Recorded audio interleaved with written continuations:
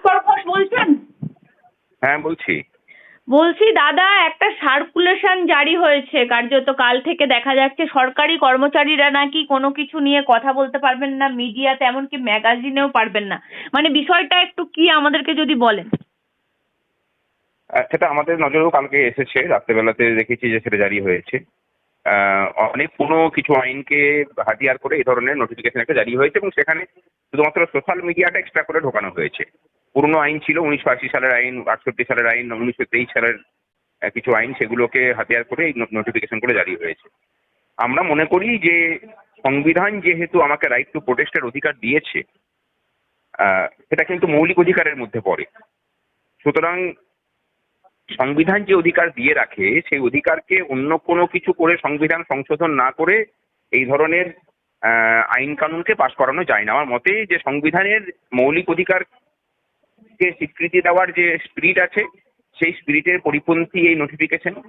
এবং একটা কথা সরকার বলতেই পারে যে কোনো ধরনের সরকারের নোটিফিকেশন, কোনো ধরনের সরকারি তথ্য সেগুলোকে বাইরে কোনো কেউ দিতে পারবে না, বাইরে প্রচার করা যাবে না, কারণ তার মধ্যে অনেক গোপনীয় ব্যাপারও থাকতে পারে, সেগুলো সেটা নিয়ে বলতেই পারেন। কিন্তু কোনো বিষয়েই আমি মুখ খুলতে পারবো না, এটা মনে হয় কেউই বলতে পারে না। এটা যদি বলে, আমরা জানি না যে কি উদ্দেশ্য নিয়ে এটাকে জারি করা হয়েছে, কি উদ্দেশ্য নিয়ে এটাকে বলা হয়েছে। সরকারের কাছ থেকে দরকার হলে আমরা আলাদা করে চিঠি করে জানতে চাইবো যে কি উদ্দেশ্য নিয়ে এটা, মানে কোন কোন পরিফেরির মধ্যে এটাকে ধরা হবে। অনেক রাস্তায় আছে। নতুন করে যদি প্রয়োজন পড়ে আইন আদালতে গিয়ে এটাকে চ্যালেঞ্জ করাও হতে পারে। আমরা আমি একটা জিনিস জিজ্ঞেস করবো ভাস্কর কিন্তু দা, আমাদের আইনজীবীদের টিমের সাথেও এটা নিয়ে গতকাল রাত থেকে কথা হয়েছে। তারাও এটাকে বলেছেন যে এটাকে নিয়ে এখনই চিন্তিত হওয়ার কিছু নেই, কারণ যে আইন ছিল সেই আইন তো অনেক আগে থেকেই ছিল, 1980 সাল থেকেই এই আইনগুলো কার্যকর আছে। তারপরেও তো সবাই মুখ খুলেছেন। সুতরাং আমার মনে হয় না যে কর্মচারীদের এখনই ভয় পাওয়ার কিছু আছে। যদি কিছু থাকে সকলকেই বলে রাখি যে সংগ্রামী যৌথ মঞ্চ তাদের পাশে থাকবে। তবে একটা কথা এটাও আমরা মানি এবং আমরা এটা করেওছি যে সরকারি কোনো গোপন নথি আমরা কিন্তু কোনো সময়ই সেটাকে ওপেন প্ল্যাটফর্মে নিয়ে আসেনি। সেটা তো সরকার বলতেই পারেন এবং সেটা সব সরকারের অধিকার আছে। মানে এই যে প্রতিবাদ করতে পারবেন না, আমার মনে হয় এই ধরনের কিছু বা আপনারা এতদিন ধরে আন্দোলন করে এলেন, সরকারের বিরুদ্ধে কথা বলে এলেন, এখন নতুন সরকার এসে আপনাদের মুখ বন্ধ করে দেবে, আমার মনে হয় সেটা কি হচ্ছে না? এটা এটা আপনাদের শুধুমাত্র সরকারি গোপন নথি আপনারা না ফাঁস করেন সেই ক্ষেত্রে জারি হচ্ছে। ওটা বললাম তো, যতক্ষণ পর্যন্ত না ক্লারিফিকেশন পাচ্ছি ততক্ষণ পর্যন্ত বলতে পারবো না। তবে একটা কথা বিশ্বাস করি এবং এটাকেই মেনে চলবো, সেটা হলো আমার অধিকার যদি কোথাও খণ্ডিত হয় তার জন্য কিন্তু প্রতিবাদ হবে। এটা নিয়ে কোনো দ্বিধা।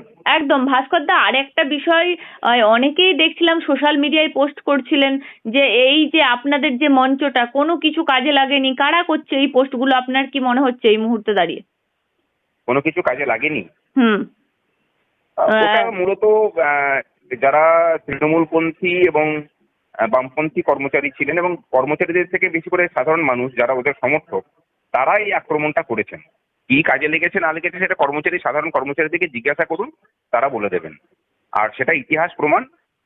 কর্মচারীদের যে অধিকার, সেই অধিকারগুলোকে রাজনৈতিক এজেন্ডাতে নিয়ে আসার মতো মানে কৃতিত্ব একমাত্র সংগ্রামী যৌথ মঞ্চ দেখাতে পেরেছে। আবার একটা কথা বলি, যে নোটিফিকেশনটা প্রসঙ্গে আমি ফিরে আসছি। ধরুন আমার প্রতি যদি বঞ্চনা হয়, সেই বঞ্চনা নিয়ে আমি কোথায় মুখ খুলবো না খুলবো সেই নিয়ে কোনো রকমের আমার মুখে বেরিয়ে পড়ানোর কাজ কোনো সরকার করতে পারে না, কারণ সংবিধান আমাকে রাইট টু প্রোটেস্টের অধিকার দিয়ে রেখেছে। ভাস্কর দা, আর একটা বিষয়, আপনি 30 তারিখ মুখ্যমন্ত্রীর সঙ্গে দেখা হবে, আপনি একটা পোস্ট করেছেন, ওটা নিয়েও যদি একটু বলে দেন। হ্যাঁ, মামলাকারী মানে সুপ্রিম কোর্টে যে ডিএ মামলা চলছে, সেই ডিএ মামলাতে যারা যুক্ত যে মামলাকারী সংগঠনগুলো আছে তাদের সবাইকে, তাদের প্রতিনিধিদেরকে নিয়ে মুখ্যমন্ত্রী নিজে নবান্নে বৈঠকে বসবেন বেলা 11টার সময়। সেই নিয়েই আমরা জানতে পেরেছি এবং সেই নিয়ে আমরা পোস্ট করেছি আর কি। ওটাকে নিয়ে আমরা সেটাকে নিয়ে প্রস্তুতি নিচ্ছিও। মানে আগামী 30 তারিখে আপনারা মুখ্যমন্ত্রীর সঙ্গে সরাসরি বসতে চলেছেন? একদমই। আর এখানে আরো একটা কথা, আপনি যখন এটাকে মনে করিয়ে দিলেন তখন একটা কথা বলে রাখি। ধরুন গতকালকেই নোটিফিকেশন হয়েছে এবং গতকালকেই আমাদেরকে জানানো হয়েছে যে এরকম বৈঠক হবে। তাহলে একটা কথা ভাবুন, যে সরকার যদি আমার মুখ বন্ধই করতে চাইবে, মানে আমার মনে হচ্ছে যে এটাকে আমাদেরকে আরো ক্লারিফাই হতে হবে, তারপরে এটাকে নিয়ে আমরা অফিসিয়াল বিবৃতি দিতে পারবো। যদি সেটাই হয়ে থাকে তাহলে তো আমাদেরকে ডেকে আলোচনা করার কোনো প্রয়োজনই ছিল না। তাহলে নিশ্চয়ই সরকার কোথাও না কোথাও সদিচ্ছা তো দেখাচ্ছে। না হলে বিগত 3 বছর ধরে আমরা চিৎকার করে করে বসতে চেয়েছে, চিঠির পর চিঠি দিয়ে এগিয়ে গেছি, বলে বলে মুখে রক্ত উঠে গেছে, এত আন্দোলন করেছে, তারপরেও কিন্তু বিগত সরকারের কোনো আধিকারিক বলুন বা কোনো মন্ত্রী শান্ত্রী তাদের এইটুকু সৌজন্য হয়নি যে আমাদের সাথে বসে পড়ে একটু আলোচনা করবেন। এই সরকার তো অন্তত সেই ইয়েটুকু দেখাচ্ছে এবং সেখানে মামলাকারী সমস্ত সংগঠনকে ডেকে পাঠাচ্ছে।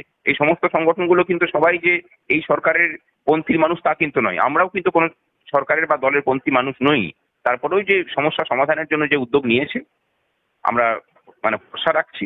আর এই নোটিফিকেশন সম্পর্কে বলি যে আমরা সরকারের কাছ থেকে জানতে চাইবো এই নোটিফিকেশনের মানে মূল স্পিরিটটা কি, সেটা জেনে পড়ি আমরা এর বিরুদ্ধে ব্যবস্থা নেব। যদি দেখি যে হ্যাঁ সত্যি কর্মচারীদের অধিকার খণ্ডন করার চেষ্টা হচ্ছে, আদালত খোলা আছে, আদালতে যাওয়া হবে।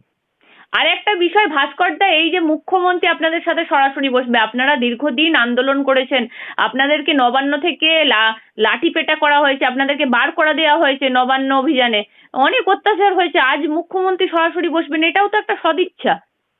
আমরা তো এই পরিবর্তনটা চেয়েছিলাম, আমি ওই কথাটাই তো বলছি যে সেটা যদি না হতো তাহলে তো কর্মচারীরা মানে এই স্পেসটা হয়তো পেতাম না। আমরা দাবি করেছিলাম যে কর্মচারীদের বিষয়ে সিদ্ধান্তগুলো আলোচনার সাপেক্ষে হোক,